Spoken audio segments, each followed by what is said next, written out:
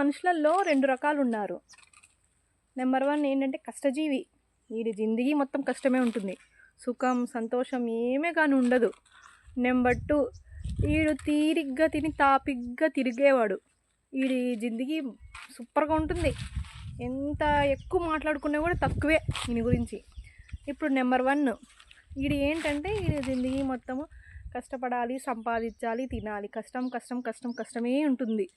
ఈయనకి పెళ్ళి పిల్లలు పుడితే కూడా వీడు ఒకే ఒకటి చెప్తాడు, కానీ కష్టం కష్టం చెయ్యి, సంపాదించు, కష్టపడి బతకాలి అని చెప్పి ఇదే చెప్తాడు కొటేషను.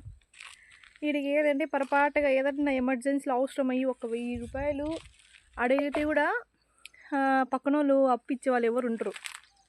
ఎందుకు ఇవ్వరంటే వీడి కష్టజీవి కదా, అందుకే వీడికి అప్పు ఎవరే కానీ ఈరు అసలు పుట్టదు, అప్పు అనేది పుట్టదు వీడికి. సరే వీడు వదిలేయండి, వీడి దరిద్రం కొట్టోడు, వీడి కష్టంతోనే జీవించాలా, కష్టం కష్టం కష్టంతోనే చచ్చిపోతాడు కూడా వీడు. ఇంకా నెంబర్ 2 వీడు ఏంటంటే వీడి తాతలు ముత్తాతలు వీడి నాన్న సంపాదించి పెట్టింటారు బాగా. వీడు మంచిగా టిప్ టాప్గా రెడీ అయిపోయి మెల్ల బాగా ఇంత లావు చైన్ వేసేసుకొని ఒక 2 బటన్లు వదిలేసి ముందర షర్ట్కి బుల్లెట్ బండ్లు వేసి ఊరంబడి తిరుగుతూ ఉంటాడు. వీడి లైఫ్ సూపర్గా ఉంటుంది.